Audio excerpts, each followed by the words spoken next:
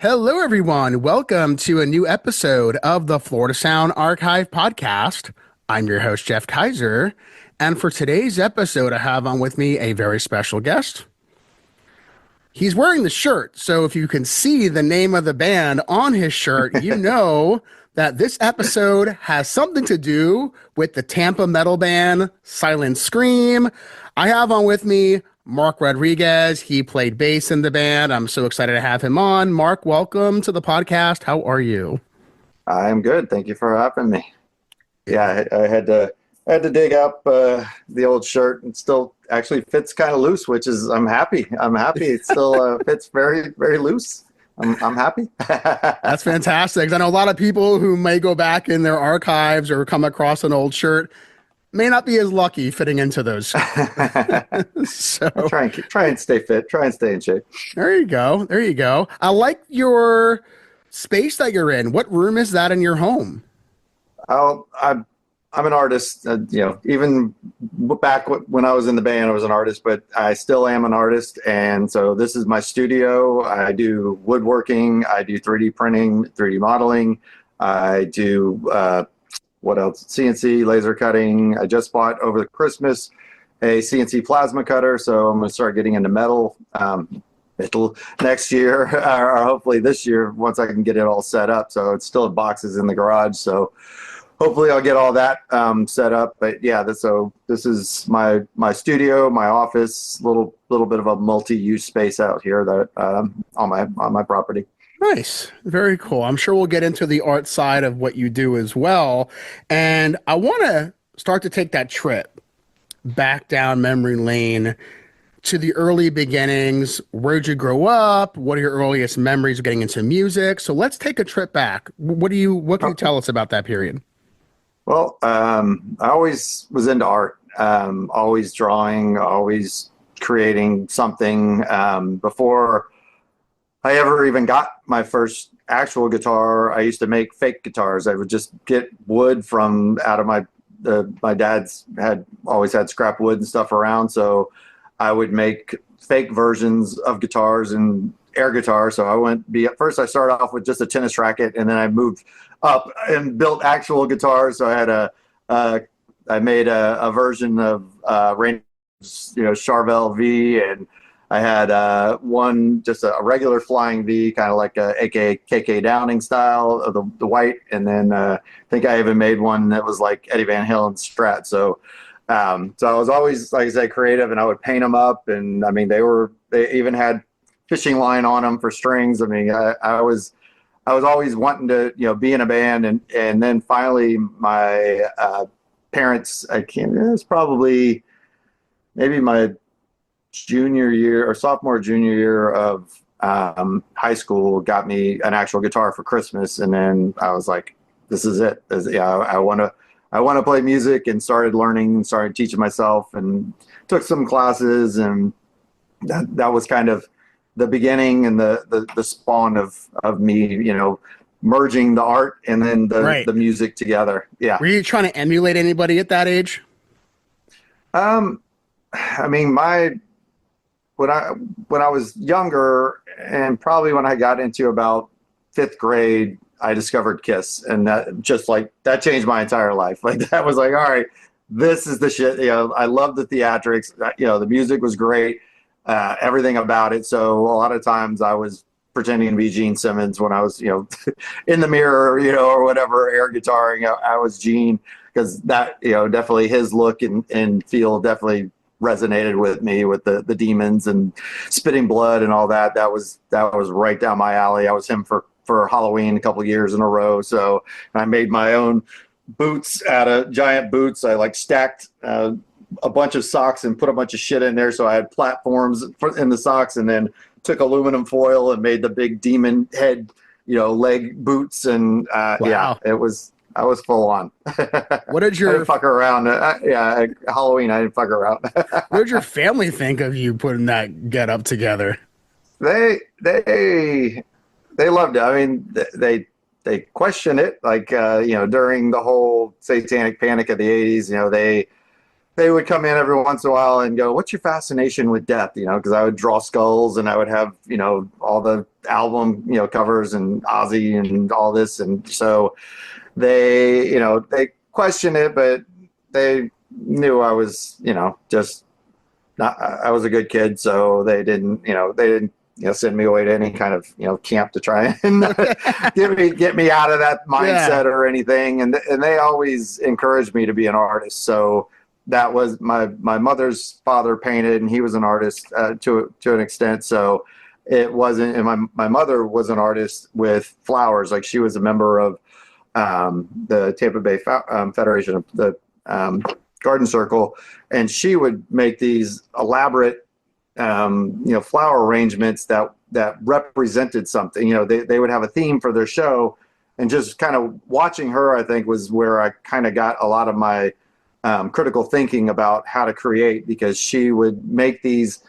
arrangements out of flowers and it would match whatever the theme was, and you could see just with flowers where she was going and how it tied into the theme. So Right. yeah, no, my parents always encouraged me to stick with my art and do it. So yeah, absolutely. That's excellent. And you think about as you're growing up and you are going to high school, is that when you start to discover more types of music? Were you hanging out with different people that were influencing you? What was that like?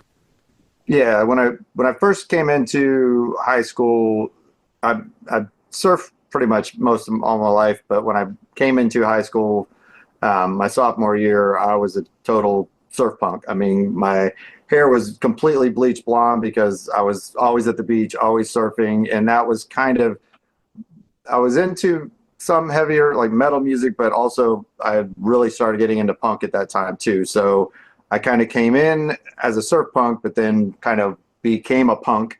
I had a mohawk and coming to school with tattered clothes and safety pins and all that shit. And in fact, my principal at the time called me into her office and told me I needed to be punk on my own time. It was disrupting classes and people were, it was causing a scene. So Wow. so Were there not a lot of other kids at the school at that time who were dressing that way?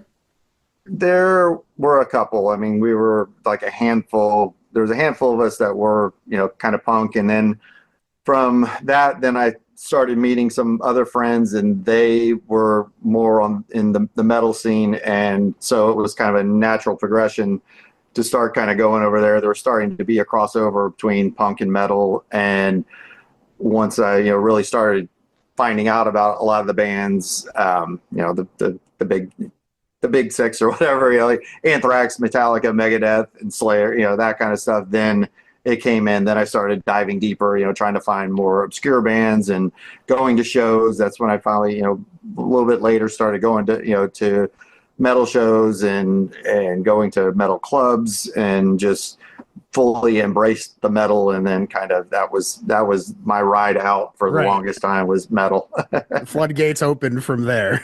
Yep, absolutely. Did you have your first concert experience before you got into the metal and punk scene?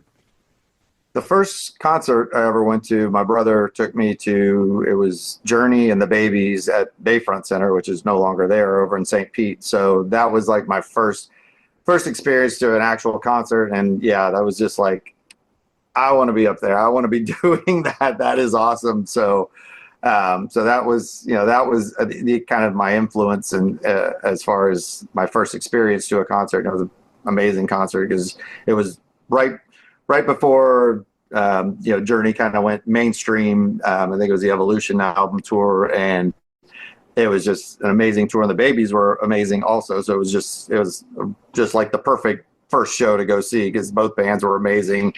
And so yeah, it was a great show. Besides the Bayfront Center, what other venues like that were around at that time that were bringing in big touring bands like that? A lot of the shows that I'd go to was out in at the Lakeland Civic Center, which is funny because back then I thought it was this just bigger than life place, and I went back there to actually see a Lightning exhibition game. I don't or like it was during training camp, and it was like this place is tiny, but back then it seemed like fucking Madison Square Gardens or something. But but the shows that I saw there, I saw Slayer there, saw Metallica there, saw Dio there, saw so many great shows there, saw Prince back then, saw him there. That was one. Then what is it, Curtis Hickson. So there used to be a concert hall in downtown, the namesake of Curtis Hickson Park in Tampa. There used to be a concert hall there. I saw U2 there, Golden Earring, saw all kinds of great bands there as well. So yeah, that was a cool little venue as well. Not a big place, but it Right. was a good place to see a show. Were you going to these concerts with friends, or I know your brother was also in Silent Scream. Was he No, going along with you? Like, who was the ones attending these concerts with you? mostly my friends. He he we shared some similar music, but I was definitely way further down on the obscure and the heavy shit. So and not just going to bigger shows, but started sneaking into clubs to go see more local acts, like going to see Morbid Angel and Nasty Savage and bands like that at Ruby's before I was old enough to, and Sunset Club and some of those places before I was old enough to actually get in. So I had a fake ID, and actually I used my brother's ID to get into the clubs. So Wow. I would take his ID to get into the clubs, and sneaking into those shows, and that was really what kind of solidified it for me, because being able to be right in front of these bands, thrashing out right in front of them, and they were always just the energy and just the aggression was it was addictive. I mean, so you couldn't wait for the next show to go Right. see. And because you were so young, right? Did you even know at that time that these bands like Morbid Angel, Nasty Savage, that these were local bands to the area? Yeah, because they were in the scene, so we'd be kind of at parties maybe together or something, like stuff like that. So, and actually, like some of the guys from Morbid Angel actually went to the high school I went to. They were a couple of years before me, so they had already graduated, but so they lived kind of South Tampa, where I grew up, in that area. And so you'd run into them. We were all in the same scene, so even like sometimes the guys from Sabotage, you run into them. Power Surge, a lot of the local bands, you would kind of run into them, time to time at different events, or they'd be at someone else's concert, and you get to talk to them when they're not performing. So it was a really good, really tight scene, and you really kind of knew everybody, and everybody was, for the most part, cool, always cool with each other and helpful with each other as far as, promoting each other's bands, and always trying to lift each other up, because, if the scene is popular, then it's more people from the scene are going to succeed. So that was kind of our mindset with other bands, try and, if maybe there was another band coming up, do shows with them, just try and help get them some eyes on them, and just, it was a really, really supportive scene. So that was a big part of it. What year around was this starting? Let's say, everything references back to when I graduated high school, which was 85. So it was probably 83, 84, probably somewhere in that area, between somewhere in the mid early 80s kind of on, is when it first started really ramping up. And then once the sort of the death metal scene then really started taking off, then we got an even bigger push for the area. People starting to come here and check things out, starting to get write-ups about the area, and getting more national kind of exposure. People are like, what the hell's going on in Tampa? It's like, Right. there's some shit going on in Tampa. Yeah. I mean, you think about all the places in the world, and Tampa, of all places, is where this music revolution is happening when it comes to heavier music like what would become death metal. Right. Exactly. Very interesting.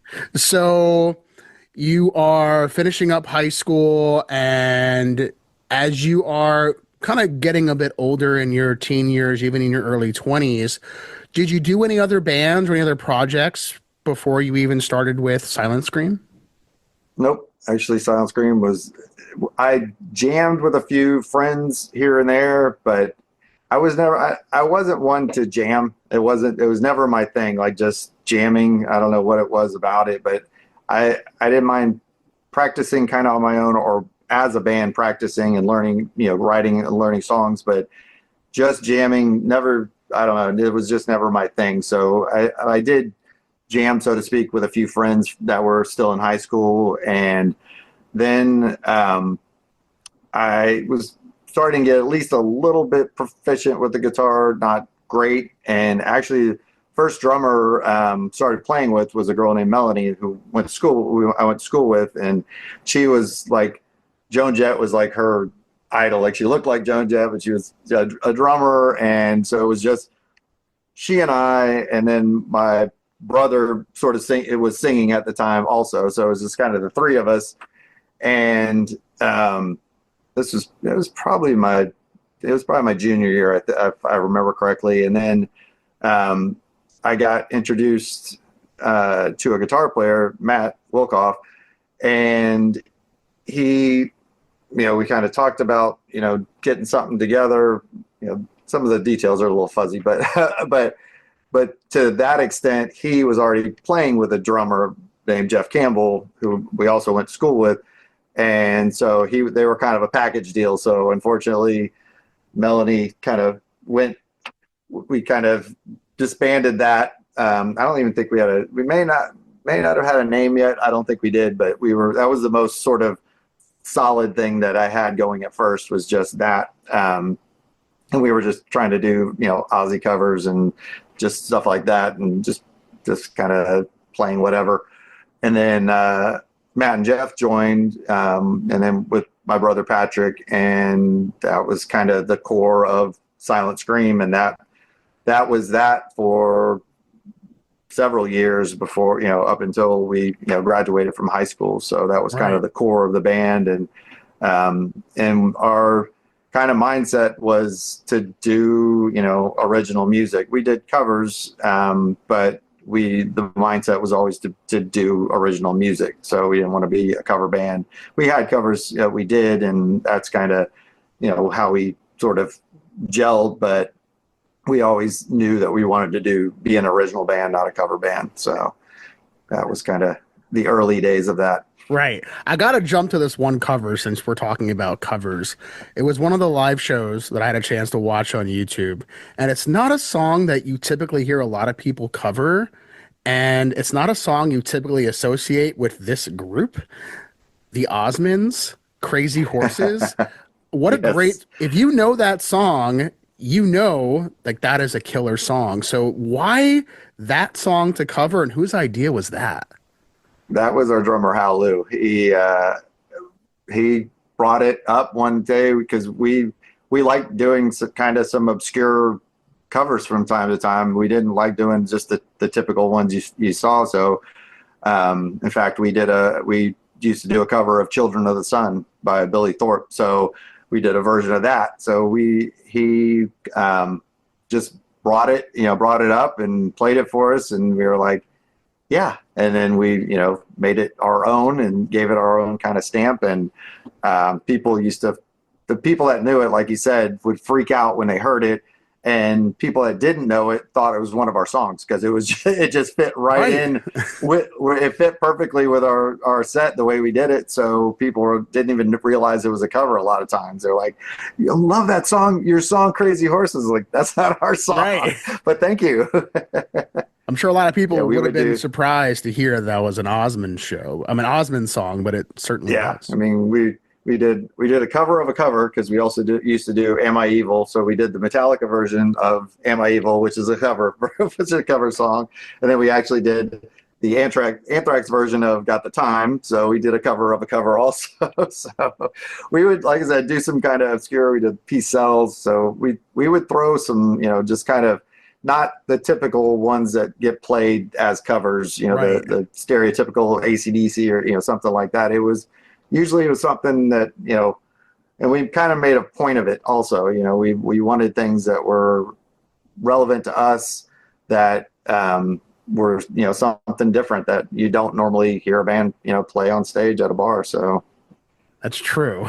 You don't really hear those type of songs. So, no, who stylized the logo of the band, the way the name is written, Silent Scream?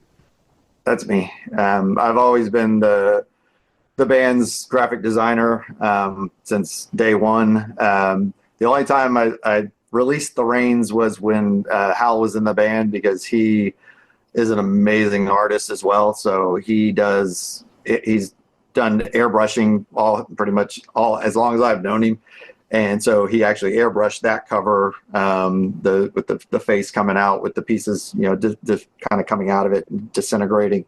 But all the flyers, any T-shirt designs, anything that required any kind of logo work or any kind of collage work or anything like that, that always fell on my shoulders, and I gladly accepted it. I loved I'm it. sure. And a lot Yeah. of it is just really fantastic. And I'm curious to know, did any other bands in the scene come to you at all to do flyers or do other artwork for what they were putting out? Not necessarily. I used to have people come to me to wanting to design tattoos and stuff for them frequently. But no, everybody kind of had their own thing going. So they had a way that, and there was some, most of the bands had very recognizable, their logos and their band names and stuff like that. So everybody kind of had that covered in one way or another. I don't know, some of them had, like myself, an artist in the band that could do it, or had a friend. So everybody, like, again, it was a pretty rich scene in that way that there was a lot of talent in a lot of different genres and a lot of different media and areas that was going on here. So definitely, if somebody knew somebody at some point and would get it together for them. Right. No, I can imagine. And you think about, as Silent Scream has formed, the practice spaces that you all had the chance to, whether you were renting a warehouse or it was in someone's home or wherever you were doing this, what do you remember about the practice spaces for Silent Scream? We had several, and they were all pretty memorable. Actually, we started out in we had, in the backyard of my parents' house. It was an old game room, so we had a pool table in there and stuff. So we pretty much took it over, and the pool table went to the side, and we soundproofed it as best as we could. And actually, we had a system that my brother hooked up, where if either we were too loud or we had a phone call, we had basically this light over the door that could be flashed off and on from inside the house. So if it was too loud and my parents wanted us to turn it down, they'd flash the light, and then we'd open the door and go, "What?" Because there was no cell phones or anything back there, so you couldn't call somebody. We had no telephone out there, so they would flash the light, and then we'd open the door from turn it down, or so it says a phone call or whatever. So but we practiced there for quite a while.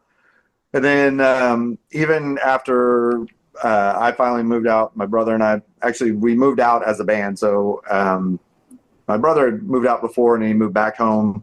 And then we moved out with also with a guitar player. So the three of us moved into an apartment together, but we were still practicing at the house for a while. And then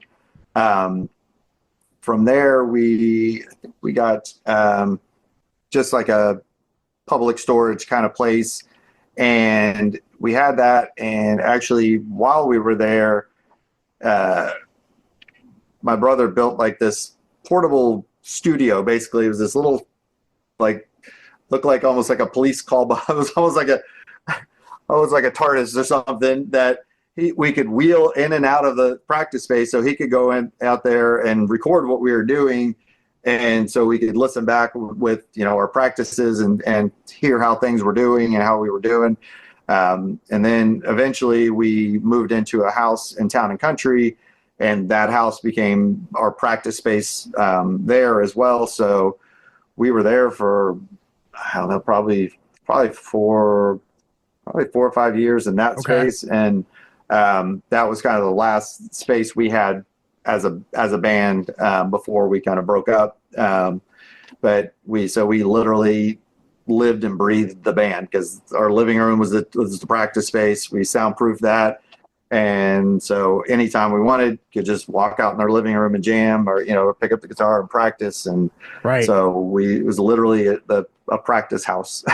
Now, I know you grew up and you were very influenced by a lot of art. What about your brother Patrick? What was his passions besides just He music?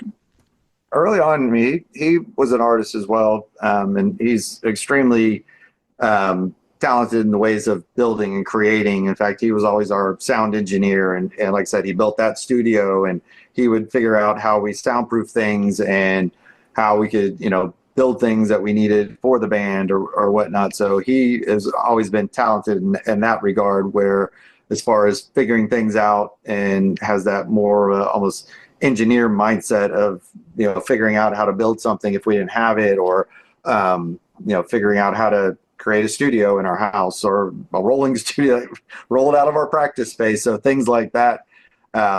He always, took the reins on those kind of things, because that was definitely his strong suit. So Right. he kind of always took lead on those things. How did you guys know he was going to be the singer, the frontman of Silent Scream? He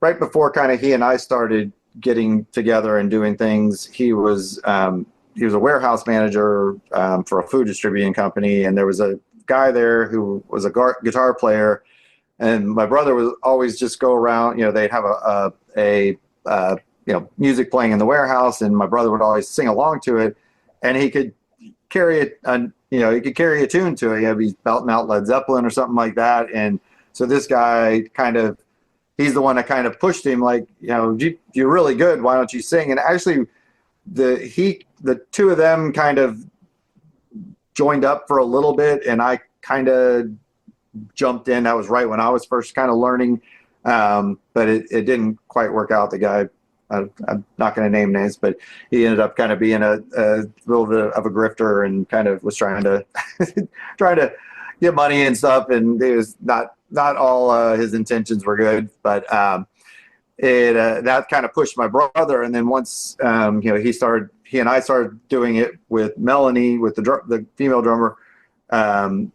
then with Silent Scream, after we kind of started going for a little while, he actually went and started taking actual lessons with Al Cohen over in St. Pete. So who worked with the guys from Saigon Kick and Crimson Midnight from Crimson Glory. So I mean, he's a well-respected and well-known music coach, vocal coach in the Tampa Bay area, and everybody went to Al Cohen because he was the man. I mean, he could pull it out of you and teach you ways, and it definitely, his singing just went stellar from there, because he did actually learn how to sing and how to control it. And I mean, just the notes he could hit sometimes were just awesome. Yeah, it was impressive. And thinking about the first time you all had a gig, where was that? I think the first show we actually did was a battle of the bands at a country bar off of Armenia called I think it was Papa's. Yeah, I think it was Papa's. And we played against the band that was, like, technically blew us out of the water. I mean, if I remember correctly, they were, I'm trying to think of the name of the band, but they were kind of a somewhat established band in the area, and technically they blew us out of the water, but we came with playing some covers. That's what we did, but we did, like, Ain't Talking About Love, and what else did we do? We did a couple of them, and we were much more energetic and much more, fan favorite, because people were into it. They were rocking, where these guys were not moving and just playing really good. And so we won our first battle. We won the battle of the bands. Wow. And so that was our introduction to, playing. And then the first club show we ever actually did was at the Sunset Club. And, we weren't even old enough to actually be in the bar, but we got to play there, and we played, that almost became like our second home. I mean, we played so many shows there so often. Yeah. Yeah, it was crazy. Oh, we did do also a pool party when my parents went on vacation to Hawaii. We actually threw this giant pool party, and the cops came and everything, and but it was fun.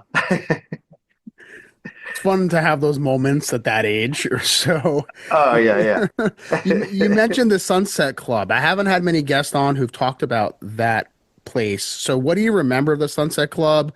What other local bands may have been playing there, and what was it like just to go and see a show there? Well, the bathroom stunk and it reeked of piss. But always cheap beer. But it was the one of the metal clubs that are venues around that would allow metal bands, metal acts to play. There was only a handful at the time.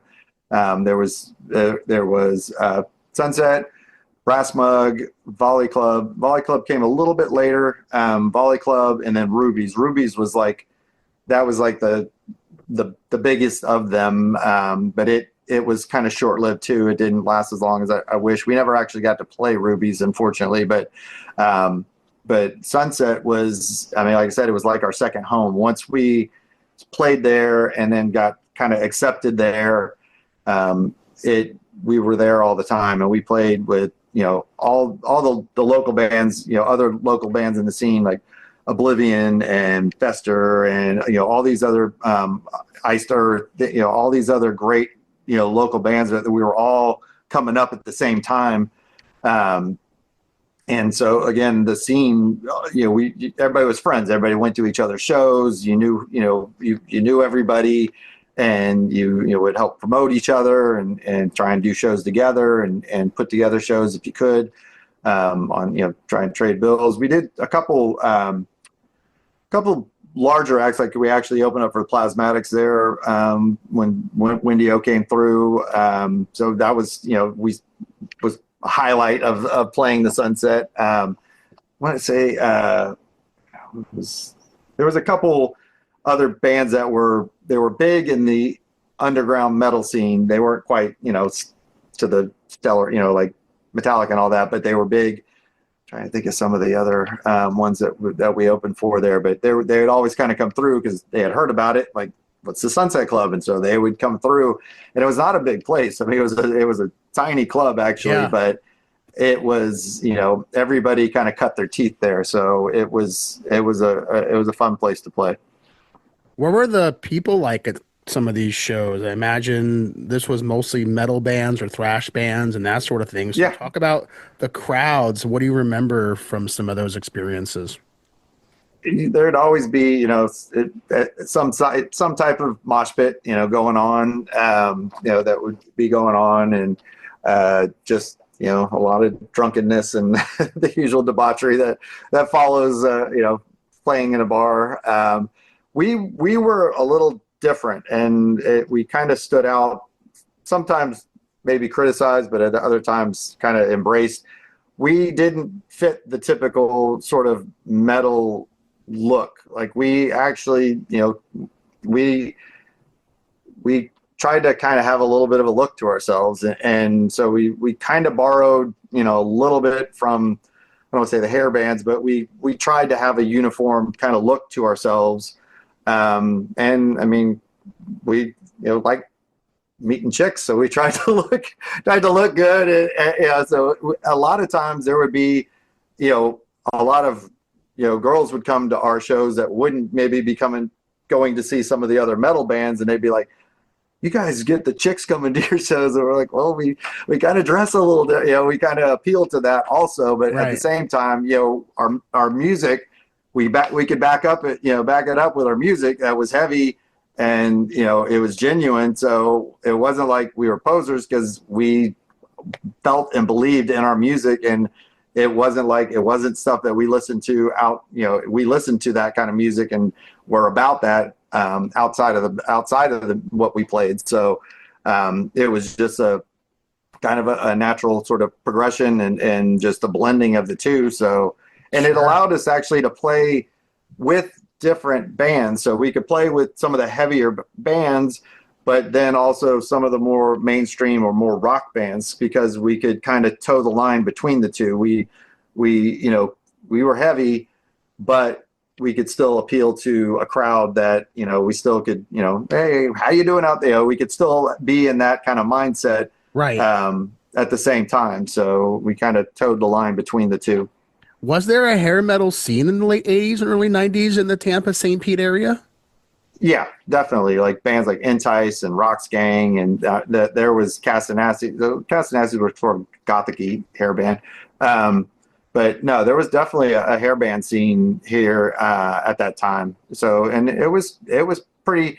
That was more the Rocket Club, which we also played. That was later that we started playing the Rocket Club on a more frequent basis. So more of the hair bands would usually play there, but they would play the Sunset and the Volley Club. Volley Club kind of catered a little more towards that as well. It was a little more of a sort of a rock feel to the place than a sort of dark, dirty metal place. So it definitely attracted, more of that crowd and that those type bands. But no, there was actually a really vibrant hair band scene here, and some of them would either disband and then go to metal bands or form metal bands. So a lot of them kind of, when they dispersed or they kind of became a little heavier. So but a lot of them just stayed right through with being hair bands. And like I said, there was some bigger ones like Lefty and Heartless and stuff like that that were big and had they were on the rise to be signed and that kind of stuff. So there was a good hair metal scene as well, or hair band hair metal scene. Right. Sure. Were there any publications you can remember from back then, whether they were more mainstream zines or fanzines, anything like that that was going around too, that was helping to write reviews and promote some of the bands of the scene and also some of the more national touring bands? Absolutely. One of them, it was started and written by another local musician, John Urban. He was a bass player for Brat, and another fantastic artist as well. So another one of the artists in the band that did the logo for the band and that kind of thing. He had a one called the Last Word, and that was a really good one. Thrust magazine. I think there was one called Rip, I think.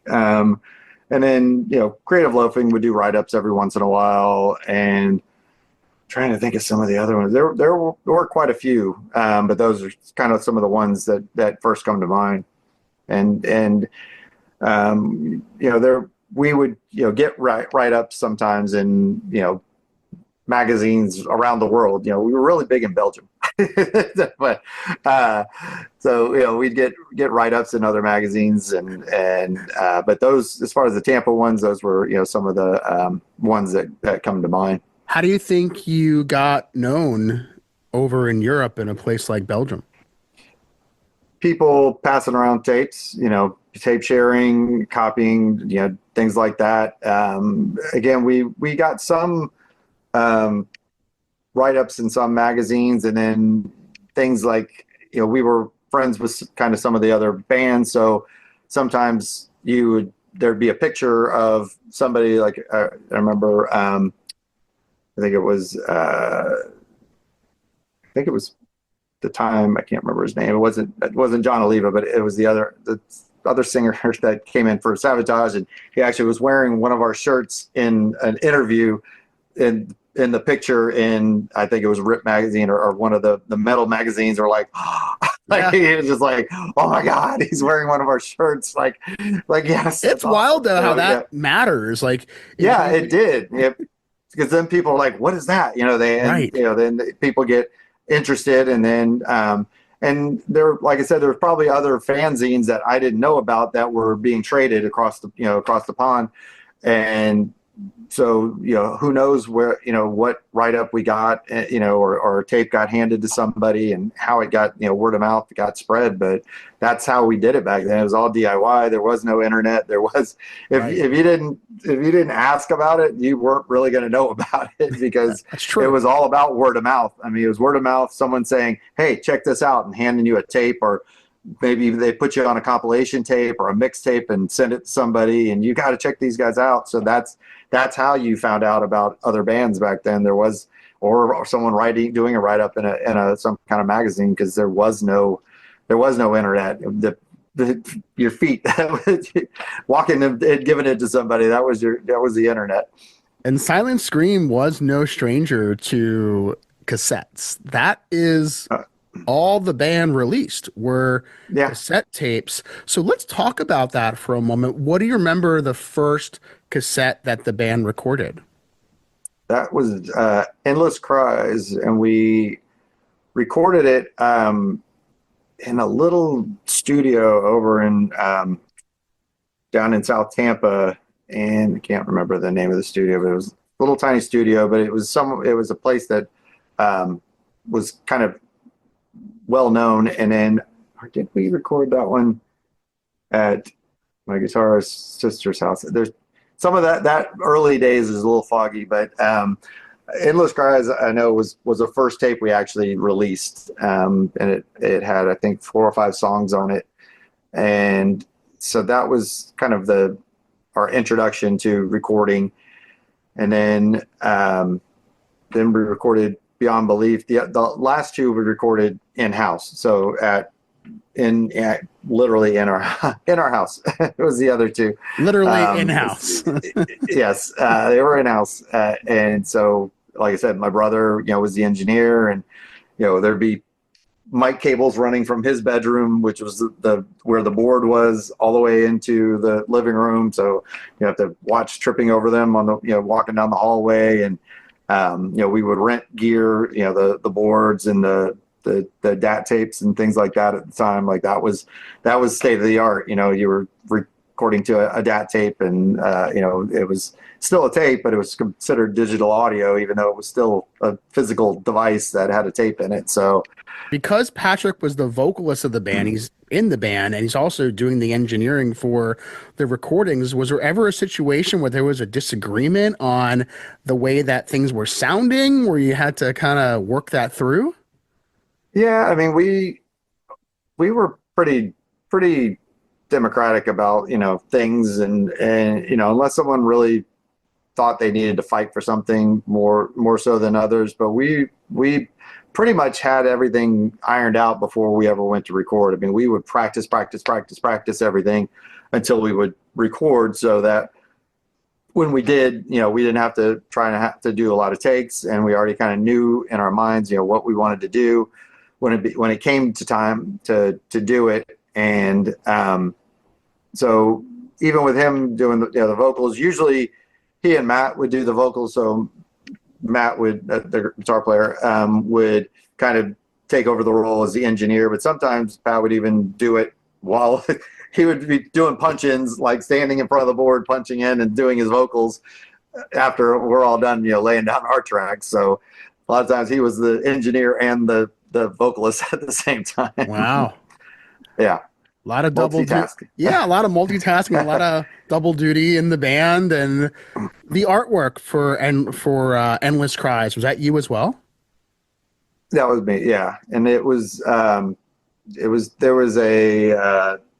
can't remember what, I saw something in a magazine one time, and I always kind of just like stuff that's a little more kind of abstract or figurative. So that face just kind of ripping, I just kind of came up with that, and kind of just that it was just this endless thing that was tearing away, and it became our band shirt for a little while, along with the logo.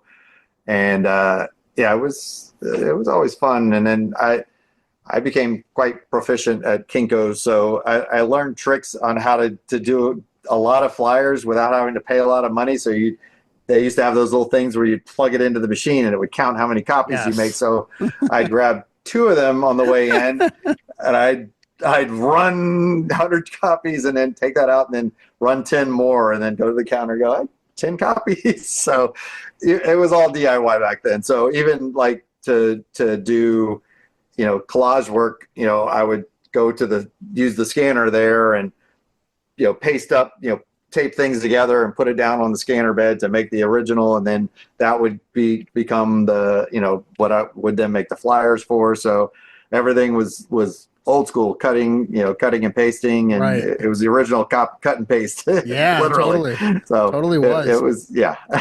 Was there a horror influence at all to your approach? Me, yes, because I love darkness. I love dark stuff, which is funny because I'm actually an extremely upbeat, happy person, and yet, and that again is, going back to my parents, why they were like, "What is this obsession with death?" Because I was this nice kid. I was nice, and I was always happy and friendly, and it just gravitated to me. I don't know if it's because actually, I had a very nice, kind of, I'd say for the most part, drama-free childhood growing up, that maybe I wanted something that wasn't what I was accustomed to. So yeah, it just always, I always gravitated towards it. There's no explanation. I mean, I do live by sort of the mindset of the memento mori, where, know that you're going to die. So skulls never scared me because I know it's inevitable. So it goes back to living every day and getting the most out of it, because you're going to die. So you might as well get the most out of life that you can and do what you can while you have this life. So that's always been kind of my mindset. So that's why scary things don't scare me, because I'm not afraid. Right. I'm gonna do what I'm gonna do. Right. You can tell by just looking at the cassette for Endless Cries from the way that the title is stylized and then the artwork of like the ripping of the face. Yeah. You would just assume whoever did it maybe into some horror of some kind.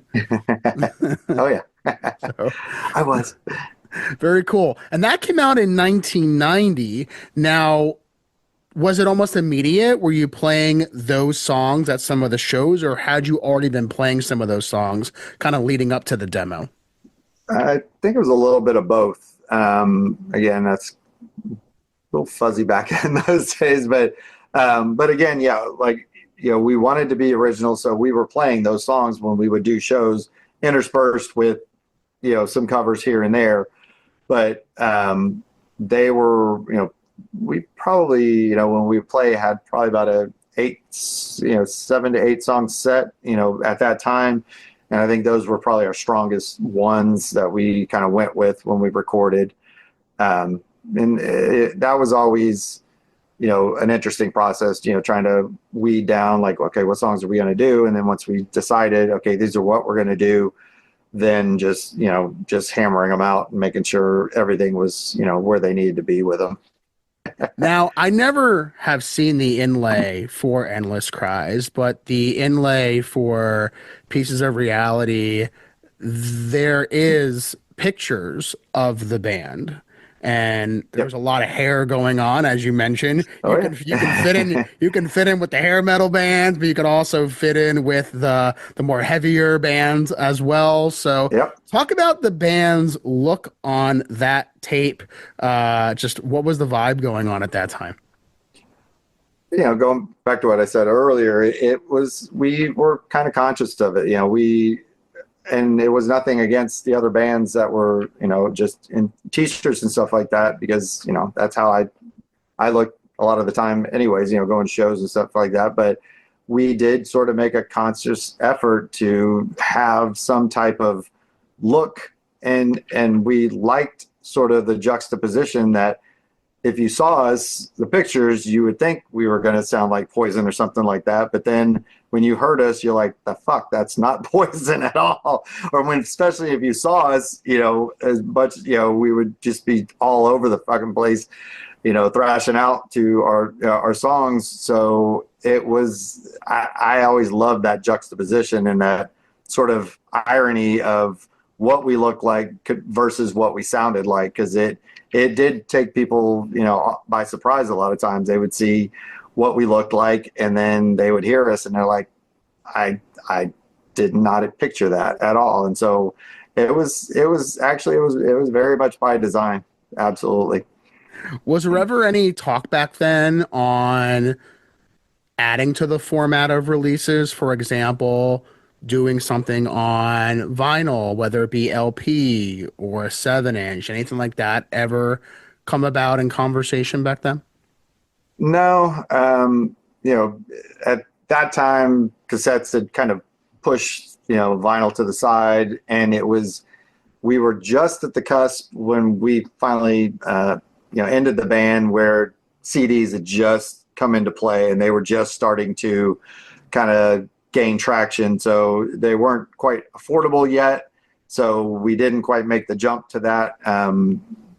At the end, like I said, the most digital thing we used was a DAT tape, which was, but you're not going to sell DAT tapes to people because that's still too expensive. Nobody could play them either unless you had a DAT player. Right. Yeah, so we, only released on cassette that we did. I wish, even back then that we, once CDs did come into play, that we did digitize everything at that time. But in the band's subsequent after that, we did release some CDs and stuff like that. So did release some music but not as Silent Scream as some of the other bands that was in after the fact. And when you're playing these shows, I imagine it was great to have these tapes so you could have something Oh yeah. to sell or give away or whatever the case was. Did you have shirts back then too at that time? Oh yeah. Always about the merch. So I actually I worked in a t-shirt shop for a good part of my life. Also, I had a lot of different trades along the way. I built pools, built screen enclosures, I did construction work, but I also worked in t-shirt shops, and so I understood the process. So I didn't get my shirts made at the shop because I was trying to keep budget down. So we would order a box of shirts. I would make my own screens and actually just print them at home. So I'd be in the kitchen with it laid out on the counter. I would silk screen them and then put them in the oven to cure the ink and take them out. So, yeah, I would make all the shirts. Eventually we did get other people, people to make them because it just got to be too much. It's a lot of work, and if you don't pay attention, it's not really a regulated heat like a true oven is when you're printing. So, all of a sudden the collards start catching on fire and shit like that. So, because you're working under a broiler to cure the shirts. But yeah, so I'd make the screens myself, put them together and then expose the artwork and then actually screen print them right in our kitchen and cure them. And we would always have tapes. We always have the shirts. And occasionally we have stickers too. Same thing. I would kind of silk screen them onto sticker material and stuff. So those I'd get like an air dry ink, so I'd have to stick them in the oven. So. Do you think with now 2 releases under the band's belt, were you getting more shows now as a result? Were there promoters looking to bring you guys in to play other venues that perhaps you had not had the chance to play yet? Yeah, before we released our second one, the Pieces of Reality, we were signed by Fred Golpa, who used to own the Rocket Club and book, and he was the one responsible for the Rocket Club. Excuse me, and so he started kind of pushing us, but he didn't really know what to do with us because he was mostly used to working with the hair bands. He had Heartless and he had some other local bands that were more in that kind of flavor. So he didn't really know what to do with us. So he didn't really promote us as much. I mean, we got to do some great shows and open, a lot of good shows while we were working with him. But and we were like, at one point we thought we were possibly going to get signed with Atlantic, or at that time it was Atco, they were like a sort of the offshoot of Atlantic Records that was starting to sign more underground metal acts and things like that. So and other bands that weren't top tier in their eyes but had potential. So and it never went through. I don't know if he wanted something they weren't offering to give us. It wasn't quite wasn't quite understood, and it wasn't as transparent as we had liked it to be as with him as our sort of as our manager. So, Right. um, but I mean, like I said, he did try to push us and promote us, and we did some great shows, like opened up for Yngwie, opened up for back then in that sort of era. Did open up for Yngwie, opened up for Pantera, opened up for Typo Negative. I think we did Nitro. We did shows with Sabotage here and there. So we were doing some good shows, and we were starting to get, getting a little more of a push for ourselves, and just never quite made that over that hump to get signed with anybody.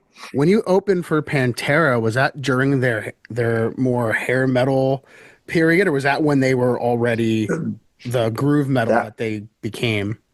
It was the Cowboys from Hell tour, so Okay, Cowboys from Hell. it was the fucking tour. Yeah. Like it was hell fucking yeah. Like when we found out we were opening for them, I was like, yes, and that was probably one of the greatest shows ever played, because it was at the Ritz theater, so it was a much bigger crowd, and again, it was one of those things where what we looked like, and a Pantera crowd loved us. So coming out looking the way we looked, but winning over a Pantera crowd, that was kind of a kind of a deep breath. Like, okay, like what we're doing is the right thing, because we're accepted by their crowd, and that's a hard pressed crowd to impress. So the fact that we made it through, and also with Typo Negative, again, that's a band that has a very, very, their crowds can be brutal, and we held our own opening for them. So there were some good shows that were kind of proving grounds as far as what we were doing and how we were going about it, that we were like, okay, this is what the right thing to be doing. Yeah, I can imagine. And did you feel like you were picking up new fans as a result for all these people who were coming out to perhaps see a band like Typo Negative and Pantera? Absolutely. No, absolutely. They, we would start getting, people coming up after the show asking you to autograph things and stuff. So it was getting to that level, like, what? Okay.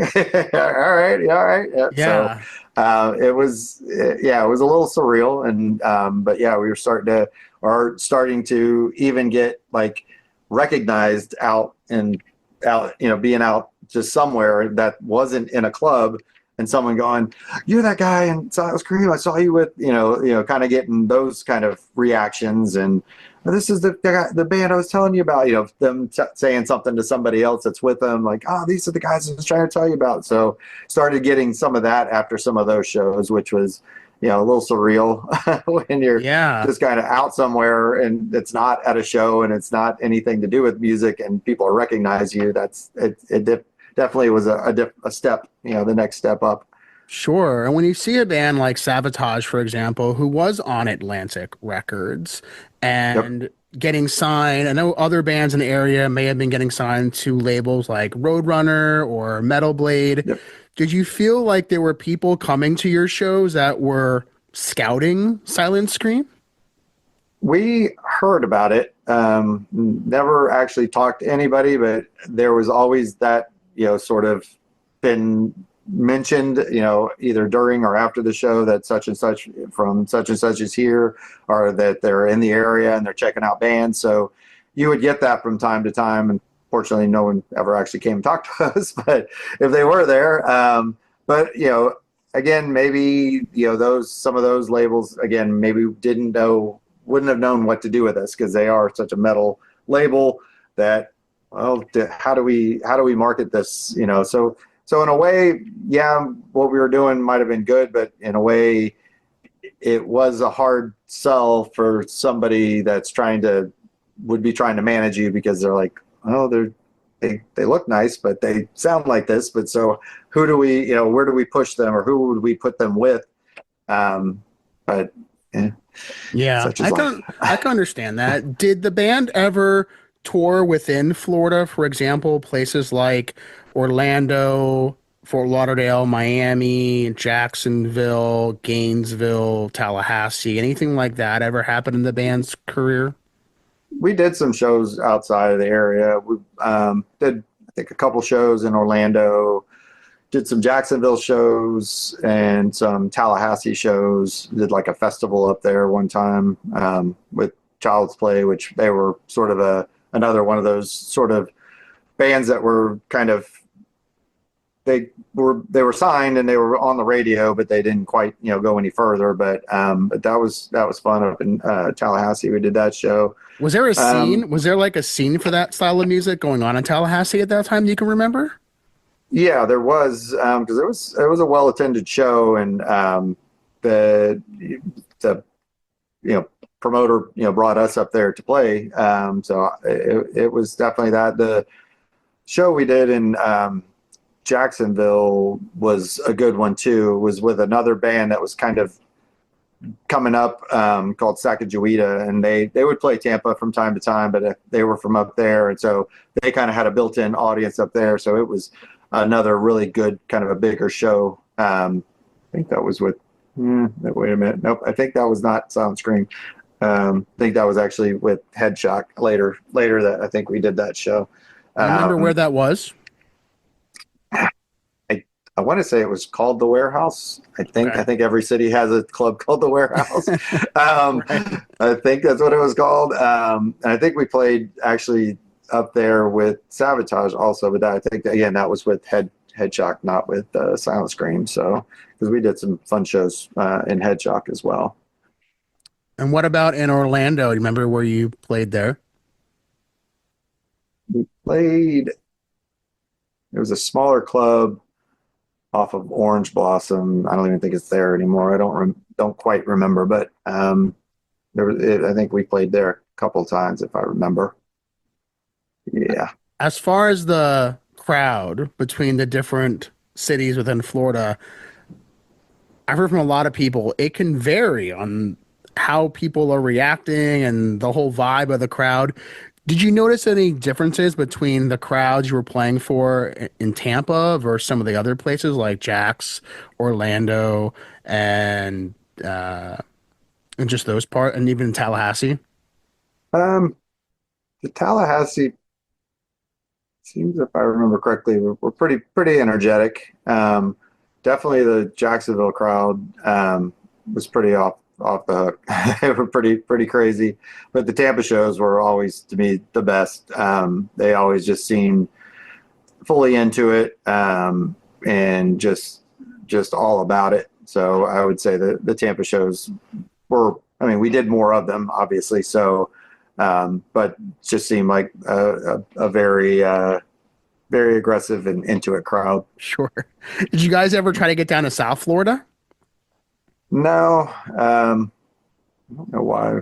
Just I don't know that we had really any connections down there. So I know there was a metal scene down there, Right. but it just didn't seem like we had any kind of connections down there. And most at that time, especially that scene was still predominantly hair and even top 40. The clubs there weren't that we knew of. Most of the clubs were just that kind of music down there, or they didn't even have live music at all. They were dance clubs. So um, didn't really know the Miami scene too much. And I know Bradenton, and I think we actually may have done a show in Bradenton. Again, I might starting to cross over to some of the other Yeah, bands, but sure. um, they had a good scene too, good metal and a good punk scene back in the day as well.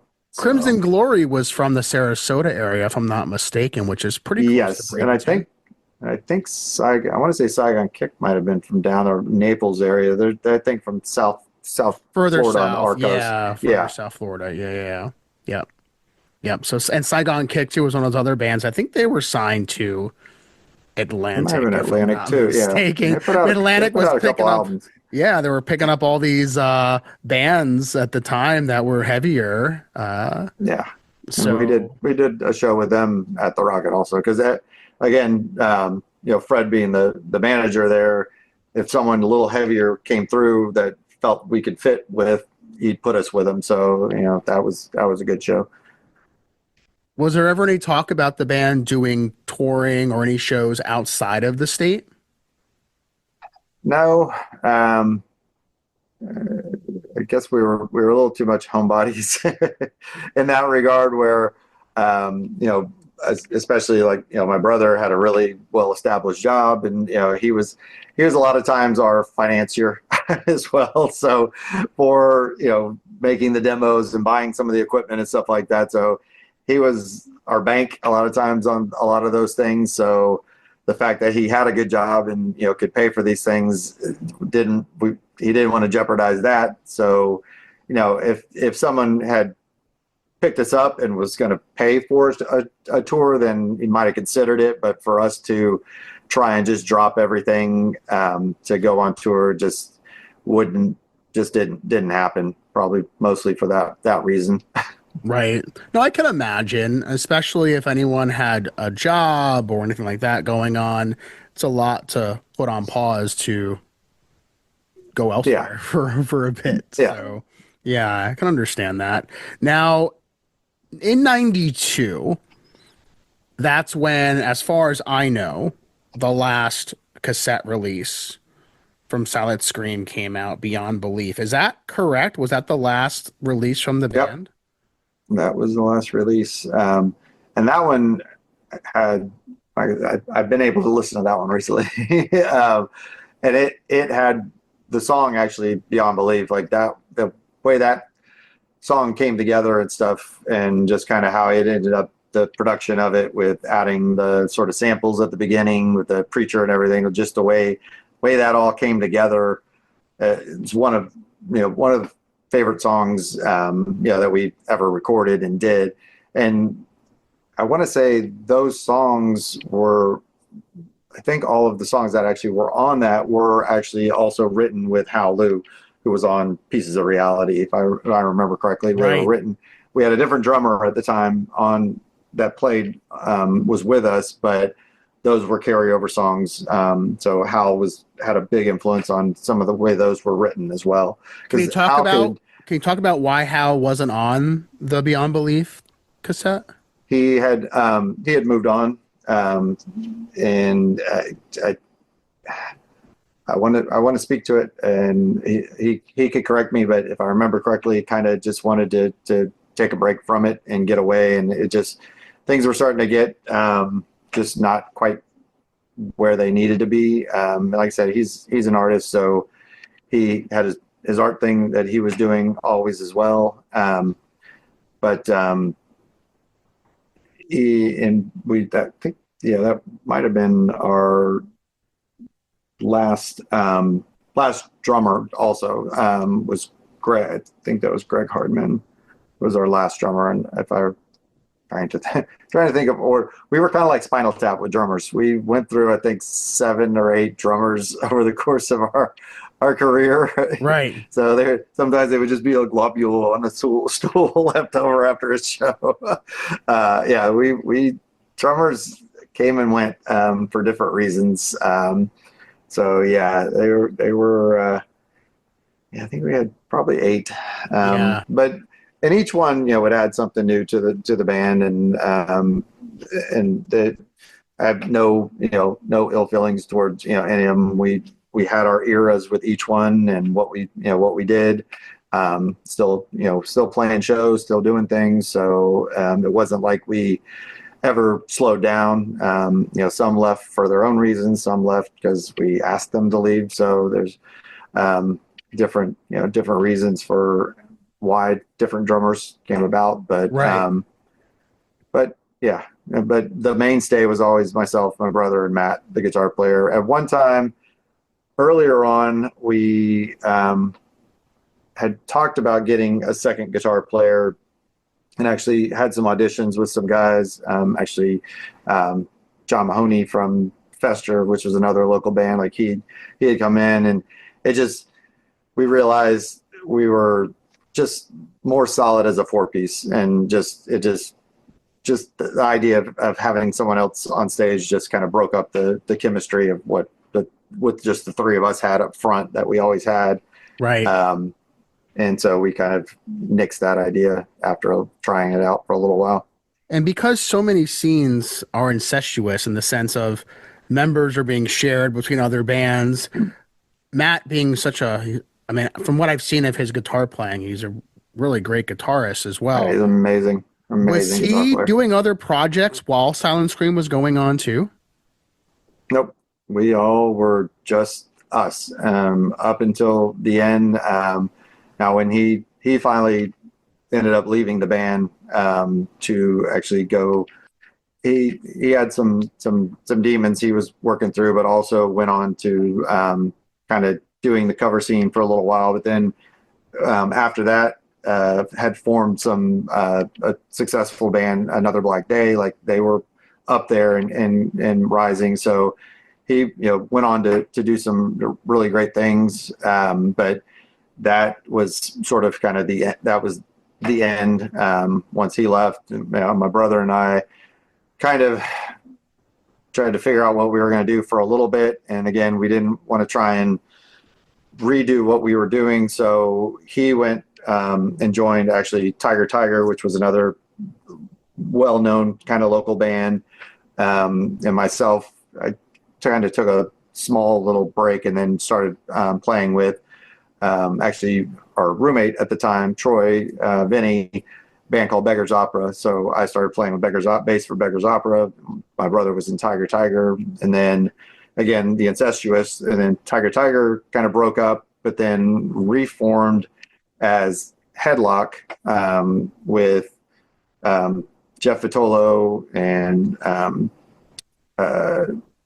Ronnie Miller on drums, who he's a legend in the Tampa Bay punk scene, especially with BP, amazing drummer, Bobby Addington. So they kind of formed, and then they needed a bass player. So then they had asked me because Beggar's Opera had gone by the wayside, and then so I started playing again with my brother back in.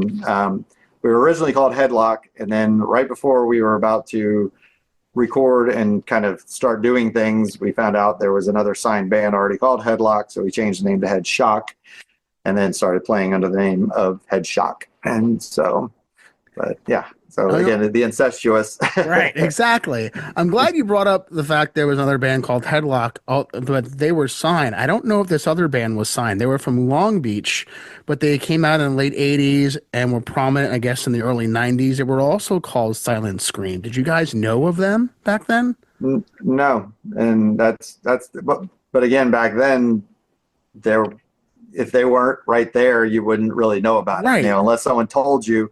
There was no internet. There was no one to go, hey, that's us.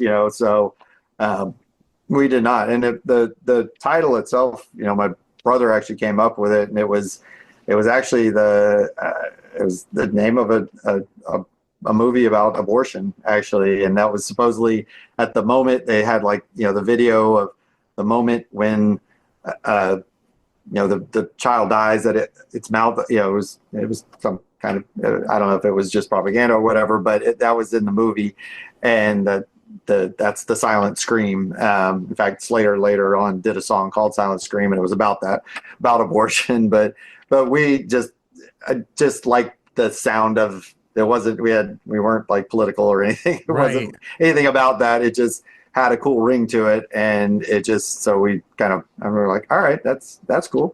Yeah, let's do it. No, it definitely is a cool name, and I love the way it's stylized on the shirt and on the releases, and it's a little different on some of the tapes. But I know on It evolved. It evolved. Definitely evolved over time. It started off kind of skinny and was like, it slowly beefed it up more and more. It ended up this way. As as the music got heavier, it got heavier. Right. That's what I was thinking too. It looked like it became just by looking at it, you would think that sounds pretty heavy. Yeah, and I mean, it almost has a death metal feel where you can almost not read it. It's one of those, looks like tree branches death metal logos where what the fuck's the name of the band? I don't know. And also, just going back to death metal for a minute, you think about one of the most infamous studios, or what became infamous for recording death metal bands, Morrisound. Did you know Morrisound well? Were you ever there, and just any experiences with Morrisound? got to go there a couple times. I can't remember who. It might have been, was it Power Surge? I can't remember. Somebody was recording there, and I got to go in a couple times and just kind of be in there. And I mean, it's a beautiful, beautiful studio. In fact, it just got historical marker or designation as a historical place in Tampa Bay. So that's awesome. Because so that was the place to record.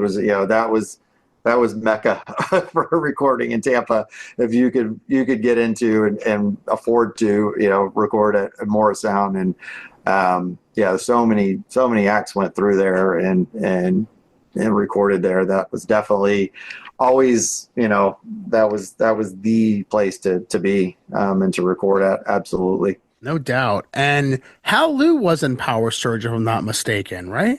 That is correct. Yes. Did you all Yes, ever share any gigs when he was pulling double duty for Silent Scream and Power Surge?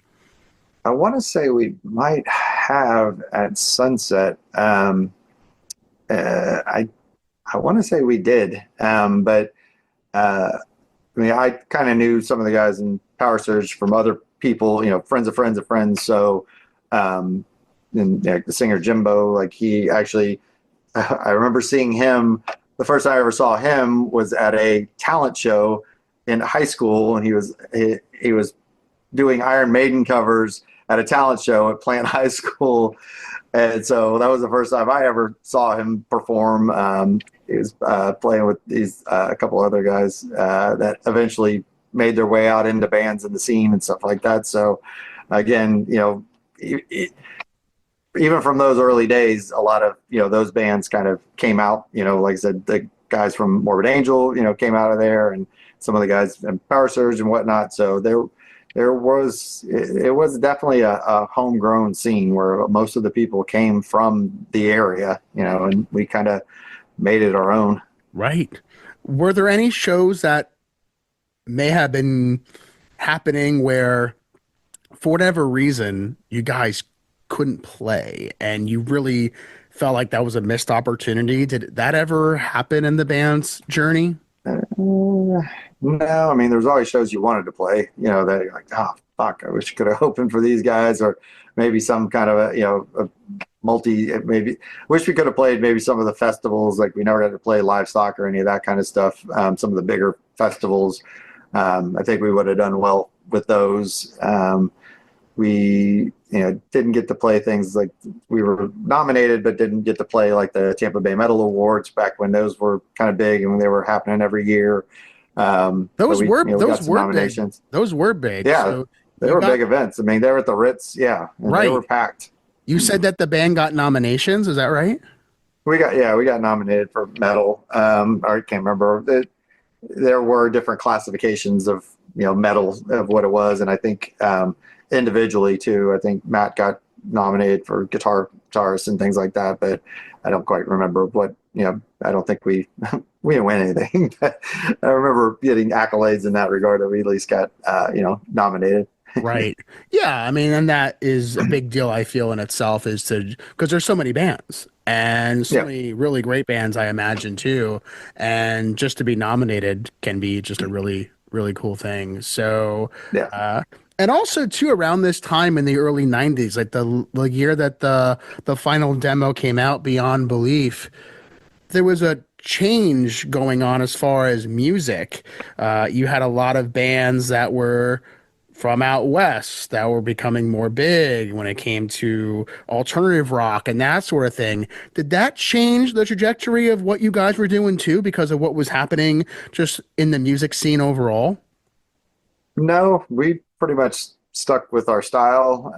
But yeah, pretty much towards the end of our being, grunge was just right there, kind of waiting in the wings, and then it kind of came in, and that kind of wiped out the rest of most of the scene as far as then everybody, that's what they wanted to be playing, and a lot of the clubs started going, moving away from booking metal acts and wanted more of the alternative and the grunge kind of music, and a lot of places didn't even have live music anymore. So I mean, it did kind of kill the scene in some regards. I wasn't one that I liked it. So it wasn't like I wasn't one of those, get off my lawn kind of with the music, because Right. I enjoyed a lot of the music. So it wasn't, the metal, it played its course, and it had its life. And same thing with grunge. It had its life and it died off as well. So, I mean, music will always be that way. Right. It's gonna, bell curve and then boom, back down again. So, that's part of being, a musician or being in a band. If uh, you're gonna have highs and lows like that. It's gonna eventually go low. Exactly. And has nowhere else to go sometimes. So, Exactly. what do you remember about the last show that Silent Scream did? I don't even know what it was. It was probably at the Rocket Club, I'm sure, because we were still. That was our definitely became our second home, because if we weren't playing there, we were there because we would get free drinks and stuff because Fred was our manager, so we Right. paid to hang out there. We had a little bit of a bar tab, so it was probably a Rocket Club show, I'm sure. Yeah, I don't.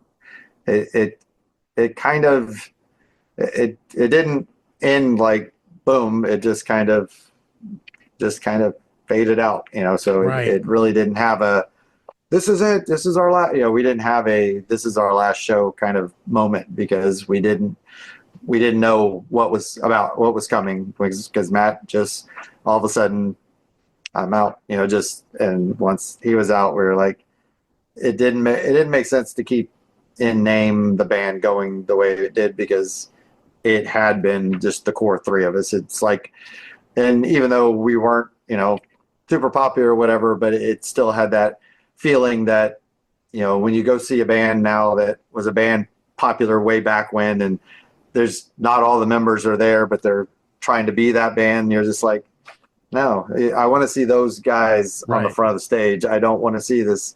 You're a great musician. I don't want to see you on the stage.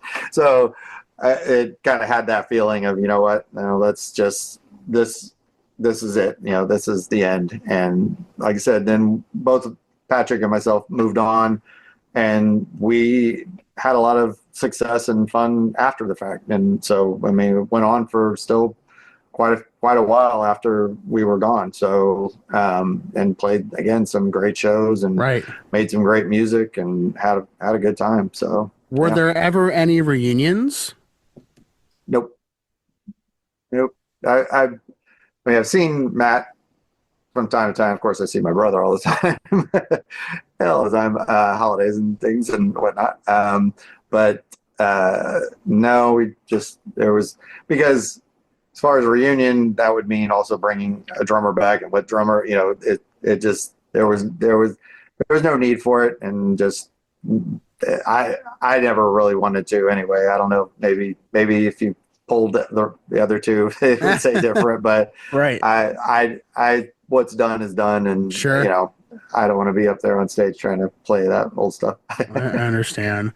And just thinking about the legacy of Silent Scream and the conversations you've had over the years with, I know obviously your brother Patrick, you talk to probably more often than anyone else, and then Yeah. the other members of the band.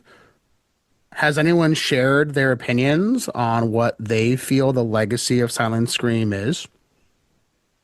Actually, Patrick and we were just talking the other day, actually at Easter, about, reminiscing about the shows and stuff that we did. And it's fun to, he has kids now, I have kids. So, telling, we're sitting there going hashing through the old times, and kids are like, you did what? You played where? You did what? Not that they know who these bands are, but, they're like, you did this. And they used to play us fairly frequently, actually, on the radio, on the Pit, the radio, that was Brian Medlin's metal show on 98 Rock back in the day. And so I was like, yeah, they used to play us on the radio all the time. And they're like, you got played on the radio? I'm like, yeah, I got played on the radio. That was always such a treat. I mean, that was, Right. you'd all of a sudden hear your song come on, because that was, everybody tuned into the Pit back then. Like, that was there was a metal show. It was on the weekend, and it was, I think, from 12 to 2 or something like that. And so that's what you did on. I think it came on Friday or Saturday nights, and you listened to the pit, and you got to hear. That's when you could discover other bands, because he would play other local bands, or maybe bring in some bands that from out of the area that no one had heard of, and also some of the standards, metal bands and stuff. But it was when you hear him say your name, and then you start hearing the opening riff, you're like, fuck yeah, that's cool. In fact, I had a friend that I met him later, but he was listening to the pit in his car with some other friends, and they actually pulled over off the side of the road, opened all the doors up, and cranked up us when it came on, because he was like, so couldn't believe what he was hearing. So like it was like that impressive to them hearing it, that they were like, who is this band? And later come to be friends with this person down the line, and he told me that story. I'm like, really? He's like, yes, you guys were awesome. So I was like, oh, that's awesome. Cool. Yeah, it is. Yeah, it is. I had to pull off the road because he had to concentrate on what was playing. Like, that's awesome.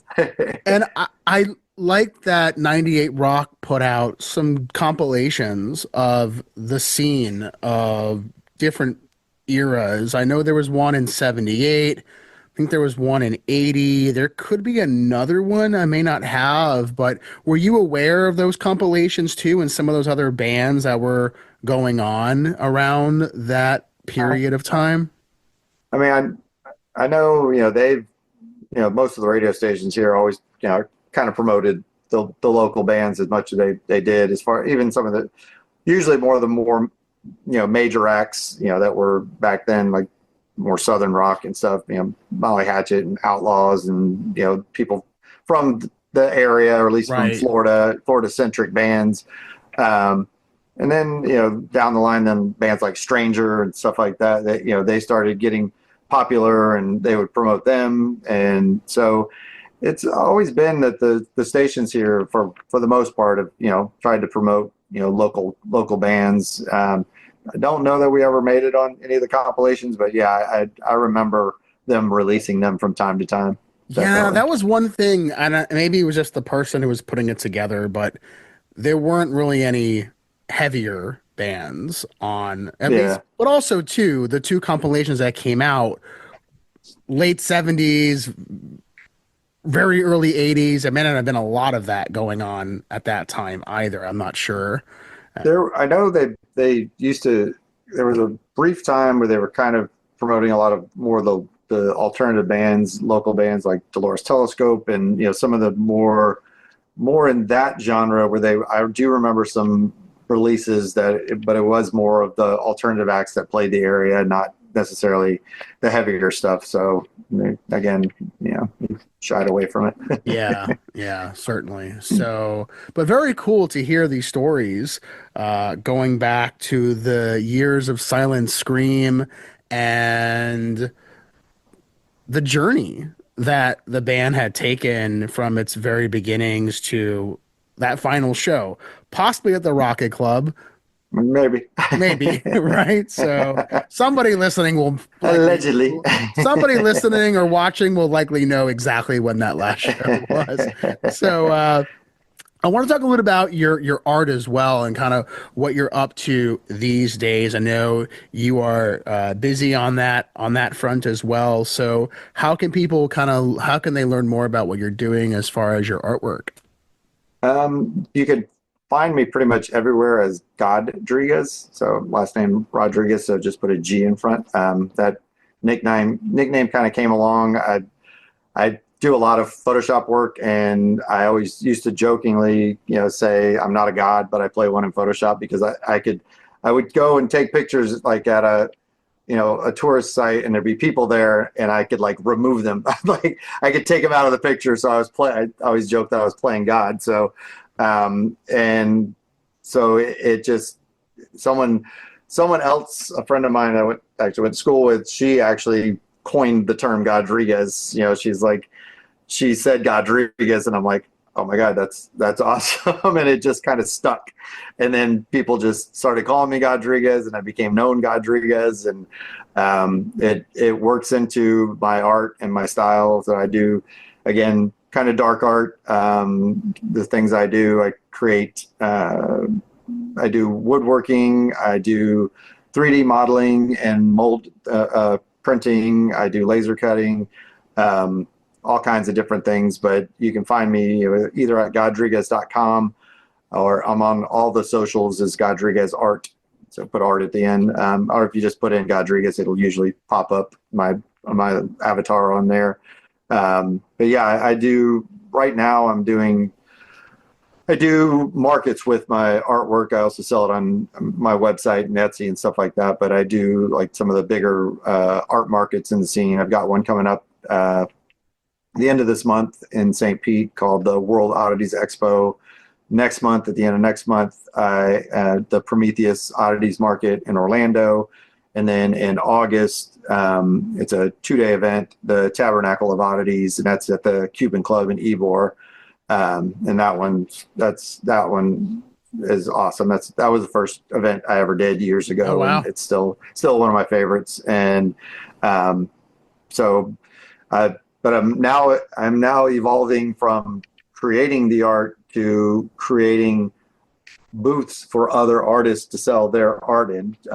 My booth is kind of I made it kind of custom to fit my art, and so people were commenting on it and started asking me, can you make a booth for me for my art? So I've now since started creating and designing and creating booths for other artists now to sell their art in the booths that I create. So always try to evolve. Always I have a mantra that I want to learn every way possible to create before I die. So I'm always trying to learn new ways to create, and whether I'm good at it or not, I'm going to try. And some of it sticks, and push on, and I make something of it. Or some of it, I'm like, maybe that wasn't. Or I'll figure out a way to incorporate that into something else that I create. So I love to create, and like I said, that's just something I love to do. Yeah, and I was unfamiliar with your artwork prior to getting connected. So when I went to your website and I saw some of the different things you had created and just some of the other things that may not have been just paintings or that type of artwork, where you had created other things like coffins and that sort of thing. So Oh yeah. just seeing the depth and the just the range in which you would be doing things, I think I was very blown away by the things that you had out there available for people to purchase, and also just see some of the work that you have. Well, thanks. Yeah, I am all over the board, but it still kind of comes back to a certain aesthetic that I have with all my art, either be my photography or the woodworking and stuff. Like I make spine candle holders, so things like that. So it all fits into the dark art theme, Right. I of did of those stuff. did catch my eye, the spine candle holders. I mean, what a neat idea. I mean, clocks now. I make a clock inspired by the band Ghost. So there's all kinds of different things that I just want to create any way possible, and Right. just keep at it. I don't play music anymore. I mean, I still have my bass. It actually sits next to me here, but I never pick it up. But it's just still there, kind of looking at me. Is that the original bass that you had when you were in Silent Scream? It's the last bass I had in Silent Scream. But the first bass I had was it was Ibanez Destroyer bass, and it I had that for many years, and then I bought this Ibanez off of another local musician, and that's the bass I've pretty much had since then. So it's all, in fact, I did all up the back of the neck with artwork and stuff. So yeah, some of it's worn off, but like the fretboard has all kinds of doodlings all down it and stuff that I did on the back of it. So even my guitars get bled into with my artwork. No, that's really, I mean, it's one of a kind. Yeah, absolutely. Very neat. Very neat. Well, it's been great just chatting with you today, Mark, and hearing also more about your artwork. And I'm sure you could probably spend a good 2, 3 hours just talking about that. So it's just been it's just been fantastic just getting a chance to have you on today to I tell the appreciate it. story. Yeah. So as we get ready to close out, I'd like to give you the last word to take us home. Any final things you want to share to folks out there? The floor is yours. Okay. Yeah, I mean, anybody who's watching this that, used to come to the shows or maybe chipped in some of the images that they had from the past, we appreciated you. You have no idea how much we appreciated y'all as fans or friends or other band members in other bands. I mean, made the time that we were in the band, worthwhile and just enjoyable. Just so thankful for the people that did come out when when we used to play and supported us all through all our drummers and all our trials and tribulations of drummers and other things, and almost burning down the Rocket Club with our pyrotechnics and things like that. So yeah, I just want to say thank you to everyone that used to come out, and hopefully maybe this will be fun. Hopefully I got everything as accurate as I could remember for how things went down. Maybe people will be like, no, that's not how it happened. So feel free to correct me on anything. I appreciate it. Thank you.